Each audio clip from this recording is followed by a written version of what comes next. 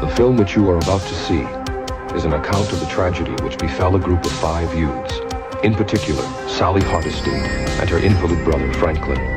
It is all the more tragic in that they were young, but had they lived very, very long lives, they could not have expected, nor would they have wished to see as much of the mad and macabre as they were to see that day. For them, an idyllic summer afternoon drive became a nightmare. The events of that day were to lead to the discovery of one of the most bizarre crimes in the annals of American history, the Texas Chainsaw Massacre.